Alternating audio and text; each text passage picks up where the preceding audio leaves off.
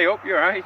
I'm Andy, the trialist from Syngenta, and you find me again at the ryegrass focus site on the outskirts of Doncaster. And again, glorious day. It was a great day about 2 weeks ago when we drilled it and put the pre-ems on, and I gave you that update at that point. And on the 18th of October we are. Now since in them 2 weeks we've had a bit of rain, which is good, and it's made the pre-ems do what we'd like to think they were going to do, and we've had some ryegrass come through, which is good, and also the crop, which is obviously a good start.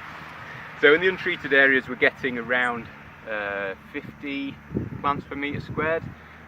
In the treated plots there's not much to see between them just yet, but in the plots that you'd expect to find decent control, you can find probably 4, 5, 6, depending where you go, per metre squared. So what I wanted to do is quickly take you around the site, show you what things are happening. Obviously it's still quite early, so you know, we'll see how it looks. Alright, let's have a look. If I take you over to an untreated plot here, we haven't got a lawn of ryegrass necessarily, but you can quite easily find the ryegrass around. You can see it's just coming through. The crops sort of peri-emergence just passed, so you start looking at that first true leaf fully emerged. But yeah, so we got ryegrass basically, which is a good start. We wanted that. And if I take you to one of the plots that has been treated, we look at this one. This has had pre-emergence of flufenicet and DFF, along with 5 litres of prosulfocarb, which we've used Defy obviously at this site. You can find the odd plant, but yeah, you can see really clean, which is good.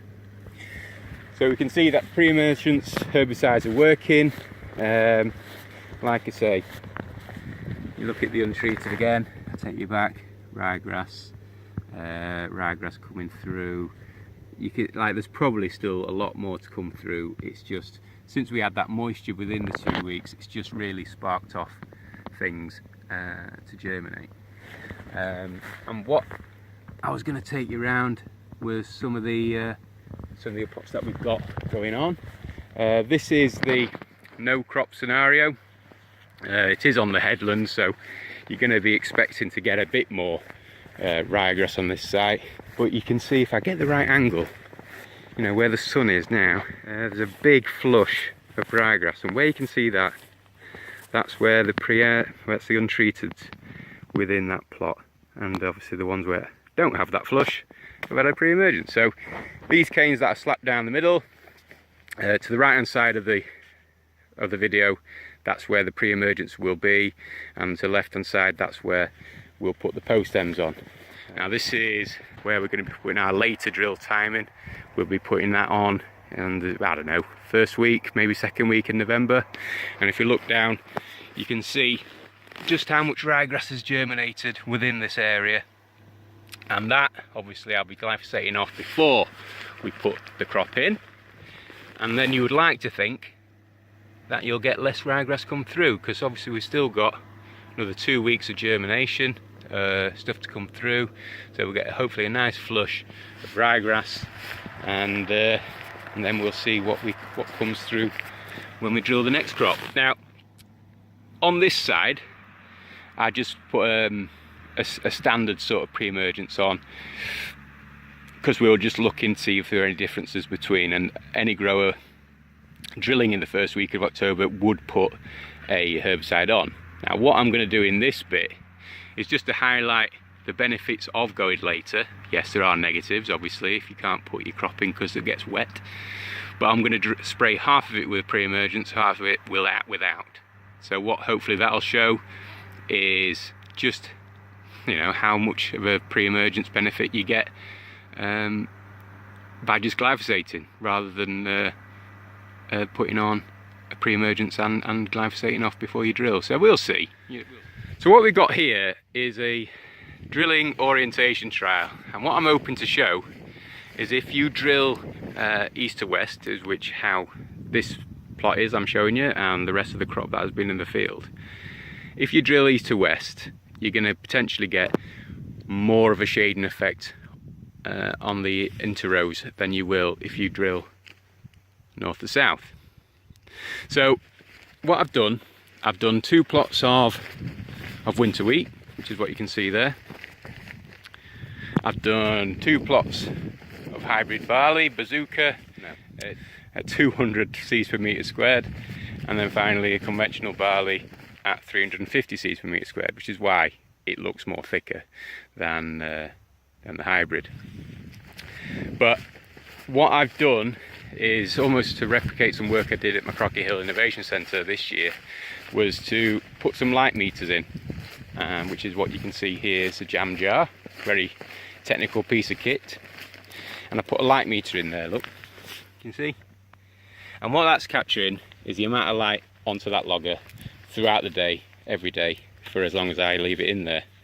And what I'm hoping is that as the sun comes round and the leaves of the crop shade out that interrow, it will obviously shade out the light getting to the logger. If you then replace that logger with a ryegrass plant and you're getting less light to it, you can see the theory on how it works. Potentially you're getting less light to the grass weed, hence it doesn't grow as much. So whether there's anything behind it, we will see. Right, look here, look at all this ryegrass. It's a nice flush. Can you see? Which then takes me quite, I suppose, aptly onto another aspect of trial. That's there.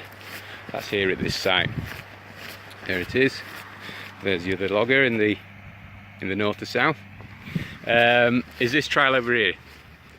Now what I've done is almost try and highlight the benefits of hybrid barley in competitiveness against weeds.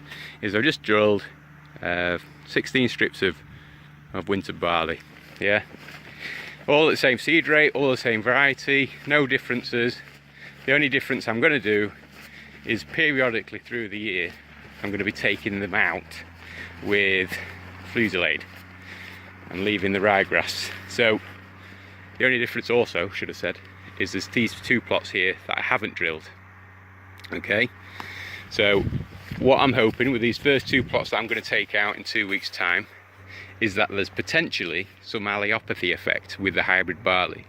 Now that is, it's an exudate of the rooting, and it's something that is highlighted more so in hybrid barley than any other cereal. Okay, and as it excretes this exudate, it stops the ryegrass from germinating. Okay, again, it's a theory.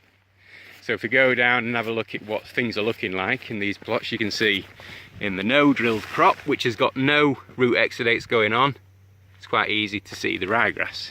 You know, you see loads. Yeah, and then if we move over to the hybrid barley, look, I'm not saying there's no ryegrass here and there's potentially no difference at all, but it's still early days. You know, it's only been in the ground just over a fortnight. So these root exudates are going to be more active in the soil over 30 days. Okay, and if anything is behind it, we'll see. So in 2 weeks' time I'll take out this crop and we'll see what sort of numbers we're getting. So hopefully you found this interesting, and hopefully you'll look forward to the next update. Thanks very much. Cheers. Bye.